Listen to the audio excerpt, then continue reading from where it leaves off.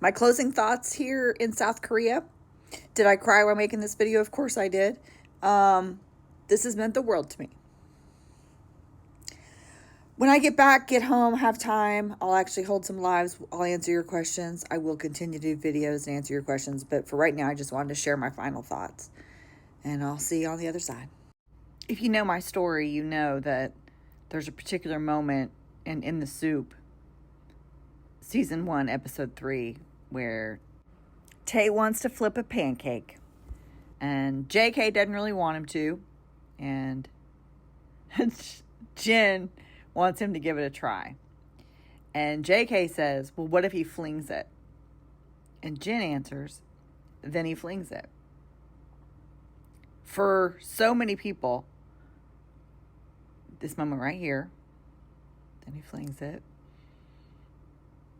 It may seem very small. But for so many people who live their lives in fear of making decisions or trying new things or putting themselves out there for others to judge or make fun of, that was a very freeing statement. It gave us permission to try something. And it gave us permission to fail. And I think it's one of the things that set me off on my journey of not just, becoming a fan of BTS, but starting the project that I've started that has now, kind of gone worldwide. It started with a question. Well, actually, it started with me understanding that usually when I feel something, I'm not alone. There's somebody else out there that feels the same. And that's just not a me thing. That's an everybody thing. We are a community. We are communal people. We need connection. And I think we were created to not only need that, but to find that and to share. Although we can be very different, we have the same needs, right? And we have so many of the same experiences and so many of the same thoughts, although we might look at them differently.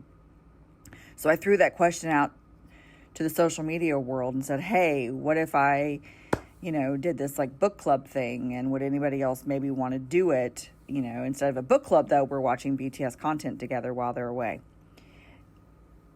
It's the if he flings it mentality that started me on that journey. And I never knew a year and a half later I would be walking in South Korea. That I would be so moved by a culture, by a group of people, and feel so connected with their teachings and the way that they see the world and view the world and understand it so differently than I do, that I would feel so compelled to travel across the world to indulge, I guess, in coming to understand these people, their culture, their history, their values better. I thought I was just going on a trip where I would get to experience some of the things and see some of the things that the BTS members that I love so much and enjoy so much have seen and enjoyed and shared, right?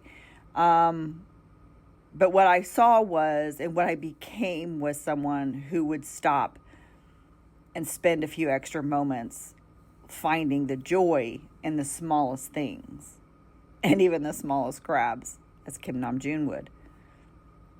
What I found in myself is that if I give myself a moment to stop and take things in, that although they can seem very cloudy and I can think my path looks one way and it may not look great in the moment, and I don't necessarily see a way out, or I don't feel clear that the sun always shines, right? The sun comes out, life gets better, you make new decisions, you go a different direction, you learn more about yourself, and you can be changed in the best ways possible, even through the most difficult times. And I had a lot of time to not just have fun, but to really think about deep things and to come to better understand and respect different points of view and different belief systems. I walked my ass off and proved to myself that I could do difficult things, that it is all in your head, and that I can push myself, which was always a doubt. Like, I always doubted myself that I could push myself to a place of being just truly uncomfortable. And I think it's just because I always gave up. And I learned that if you don't give up, you are successful. It may not look like what you think it's going to look like. But if you trust yourself enough and you fling it, then, you don't really have anything to lose. We only get one life on this earth. That's what I've been telling myself, for the last year. That we get so focused on the daily stuff and the bills and the responsibilities and things that, you have to do in life. But when they take your focus off of joy and having fun and trying new things, then I think we've lost the point of our own story. We aren't put here on this planet just to pay bills and make sure we have insurance. We're here to have a positive impact on the world and the people around us, to leave a legacy, to bring happiness and joy and maybe comfort and acceptance and understanding and excitement into the world around us. I just think of the very small things you can do. This woman right here wearing this red apron, she fed 7 boys who were going through their debut time and so poor and so exhausted and giving everything to chase a dream. She fed them daily, and she just lives the fullest life. And now, of course, look at what's come of it. They're the biggest group in the world. And she gets to be proud that she played a large part in the happiness that they have brought the world. I think on this trip I've learned that I still have a story to tell. That I can't take life too seriously. I don't know what my story is, or what it will be, or what my legacy will be. But I hope that I can say that I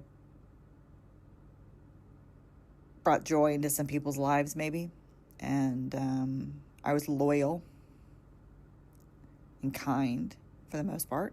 And I think my message to anyone, through all the vlogs that I've posted on this trip, almost one every day, and kind of showing you guys each journey and the humor and the just pure joy from this trip. What I hope that I would kind of impart upon everyone is, like I said, you only get one life. And as Jen says, if you fling it, you fling it. Just do it. Just go for it. Right? Do the thing you never thought you'd do. Take the trip you never thought you'd take. Quit the job you never thought you'd quit. Date the person you never thought you'd date. I mean, who knows what it is for you, right? Eat the food you never thought you'd eat. Go sleep in the same beds and shower in the same showers that your idols have showered and slept in. Not at the same time, of course. Follow their footsteps. Head towards the things that inspire you, that bring you joy, that give you goosebumps, that get your adrenaline pumping, that get you dreaming again, that make you feel not so stuck. Wake up to new possibilities. And I would just say, the thing I've learned more than anything is that Jen was right. If you fling it, you fling it. At least you can say you tried and you made the most of it. And I promise you, just that will change your life